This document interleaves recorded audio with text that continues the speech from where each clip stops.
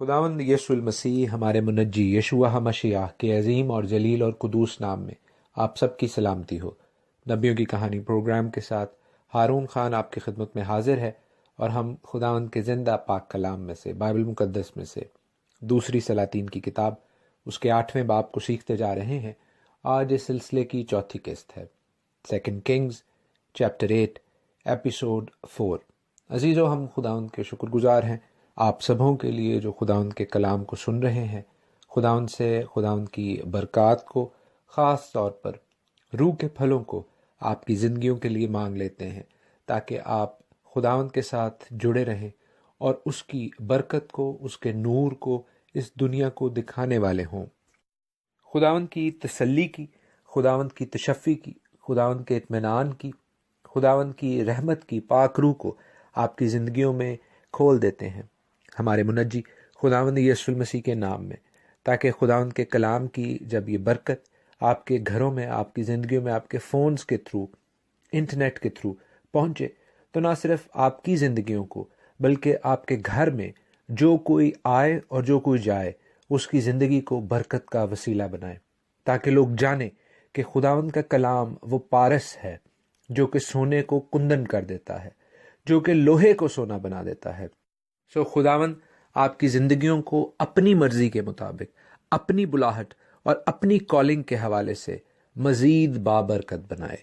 خداوند آپ سبوں کو بہت پیار کرتا ہے عزیزو،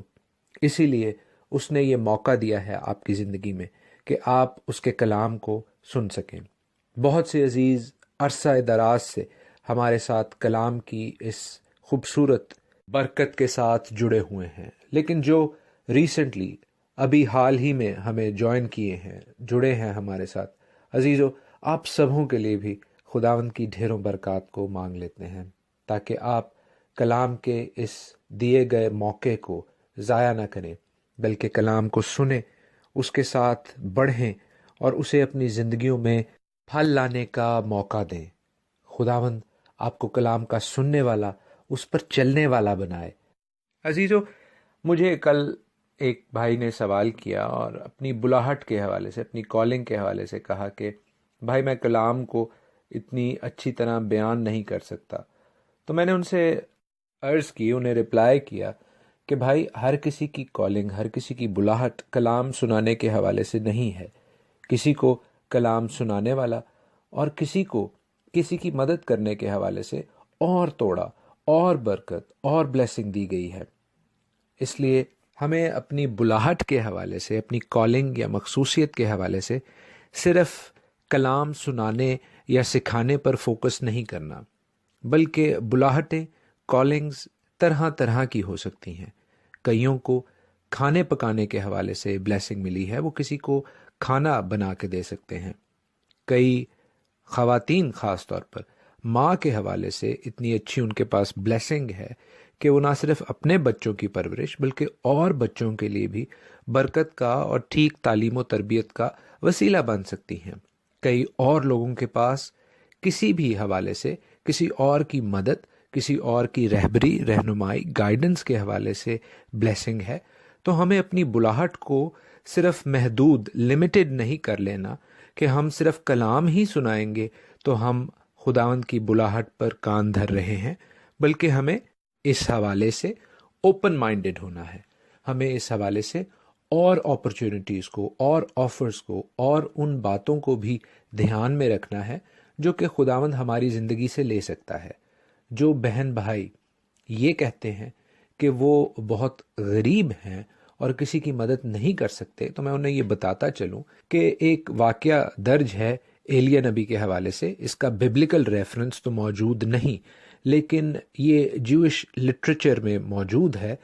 کہ ایک شخص جو کہ خداوند کی خدمت کرنا چاہتے تھے، خداوند کی بلاہٹ کو، خداوند کی کالنگ کو اپنی زندگی سے دوسروں کو دکھانا چاہتے تھے، وہ بہت غریب تھے اور ان کے پاس سوائے گھاس پھوس کے گھر میں کچھ بھی نہیں تھا، اور وہ اس حوالے سے کسی کی مدد کرنے کے تاثر کو بالکل اپنے ذہن سے، اپنے دل سے بھلا بیٹھے تھے۔ تو بھی ایلیہ نبی اپنی حالت بھیس بدل کر ان کے گھر جا پہنچے اور ان سے کہا کہ مجھے اپنے تکیے کے لیے، اپنے پلو کے لیے کچھ گھاس پھوس کی ضرورت ہے، کیا آپ مجھے فراہم کر سکتے ہیں؟ کیا آپ مجھے دے سکتے ہیں؟ اور وہ شخص جو کہ اپنے آپ کو بہت غریب سمجھتا تھا اور تھا بھی، وہ اس بات پر بہت خوش ہوا کہ اس کے پاس جو واحد گھاس پھوس کا ایک سورس ہے وہ بھی کسی کے کام آ سکتا ہے۔ اور اس کے بعد اس شخص نے نہ صرف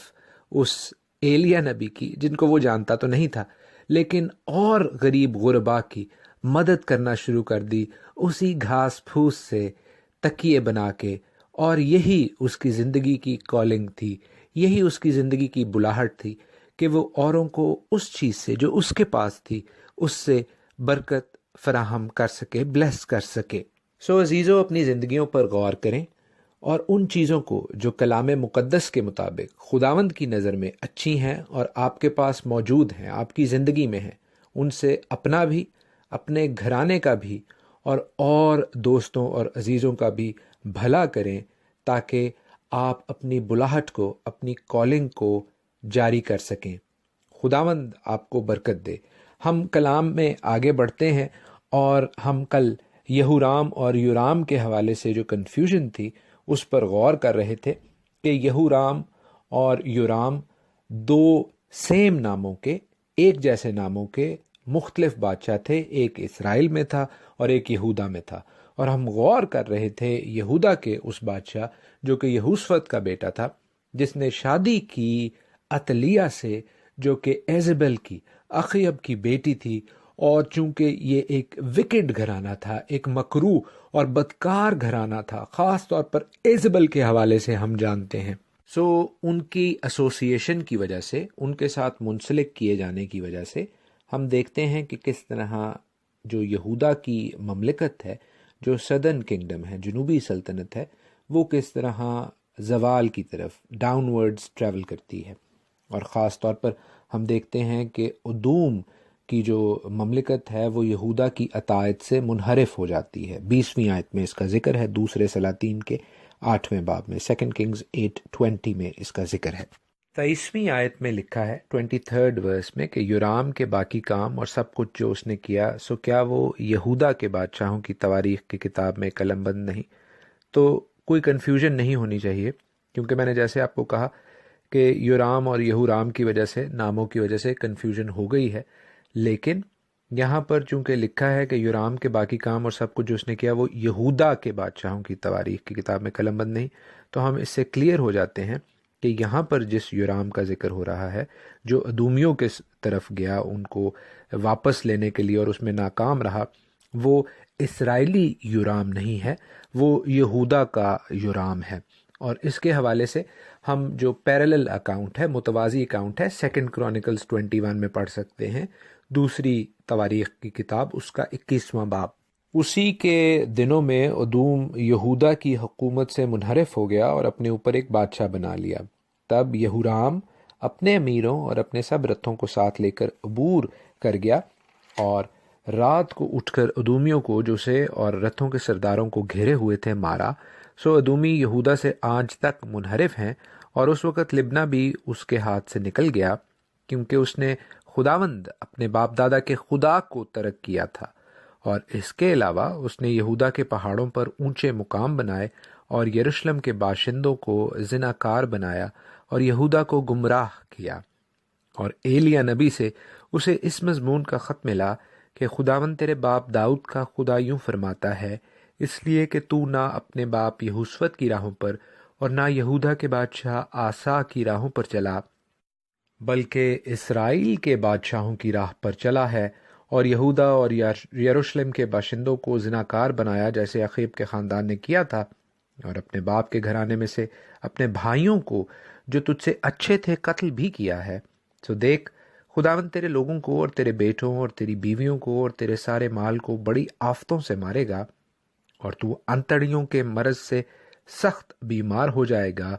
یہاں تک کہ تیری انتڑیاں اس مرض کے سبب سے روز بروز نکلتی جائیں گی۔ اور خداوند نے یہورام کے خلاف فلسطینیوں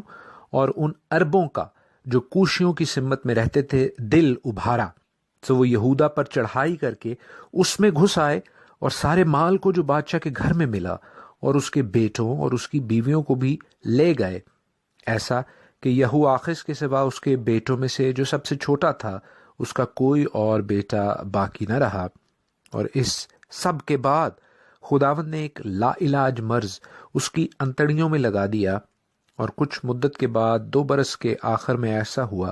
کہ اس کے روگ کے مارے اس کی انتڑیاں نکل پڑیں اور وہ بری بیماریوں سے مر گیا، اور اس کے لوگوں نے اس کے لیے آگ نہ جلائی جیسا اس کے باپ دادا کے لیے جلاتے تھے۔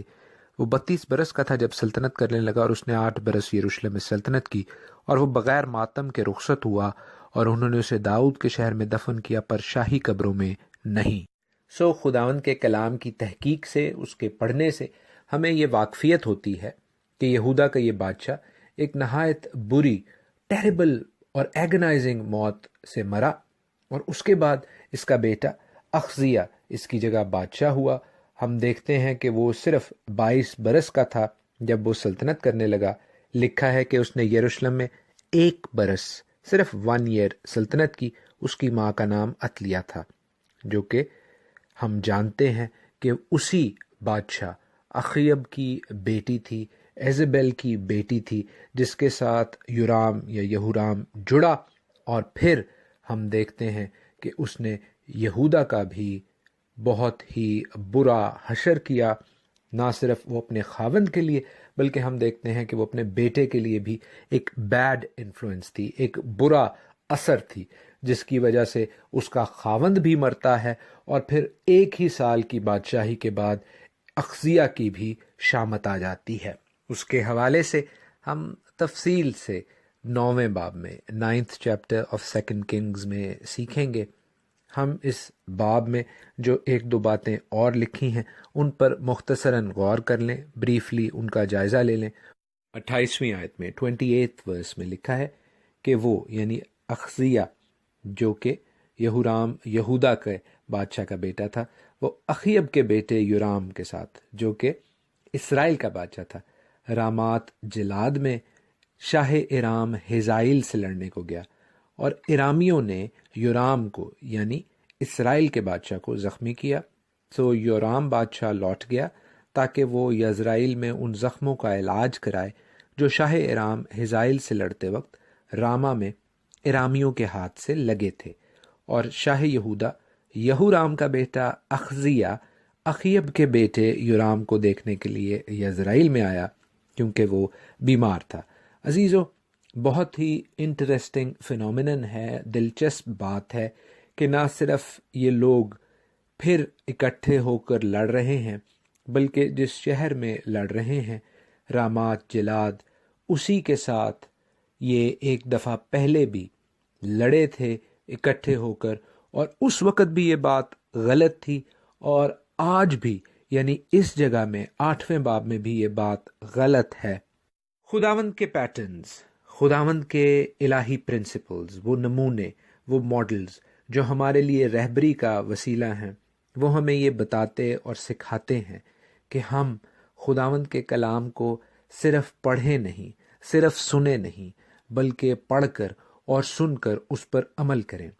غلط لوگوں کے ساتھ ملنے سے، ان کے الائنس سے ہمارا نقصان ہوگا، جیسے یہودا کے گھرانے کا نقصان ہوا جب وہ اسرائیل کے اور خاص طور پر ان بادشاہوں کے ساتھ جو کہ خداوند کو ترک کرنے والے اخیب اور ایزبل کے جیسے لوگ تھے، ان کے ساتھ جڑ گئے۔ تو عزیزو، نہ صرف وہ بلکہ پوری قوم اس کا خمیازہ بھگتتی ہے۔ ہمیں بھی اپنے گھرانوں کو ایسے ہر برے خمیازے سے، ایسی ہر بری سزا سے بچانا ہے۔ ہمیں ایسے لوگوں سے دوری اختیار کرنی ہے، ان کے ساتھ نہیں جڑنا جو کہ خداوند کو، خداوند کے کلام کو، خداوند کی سچائیوں کو ترک کرتے ہیں، بلکہ اس کے خلاف ہو جاتے ہیں، بلکہ باغی ہو جاتے ہیں۔ عزیزو، ہم اس دنیا میں رہتے ہیں مگر ہم اس دنیا کے نہیں ہیں۔ خداوند آپ کو اپنے پاک کلام کی تابع داری کی پاک روح سے نوازے۔ خداوند آپ کو برکت بخشے۔ خداوند آپ کے ساتھ ہو۔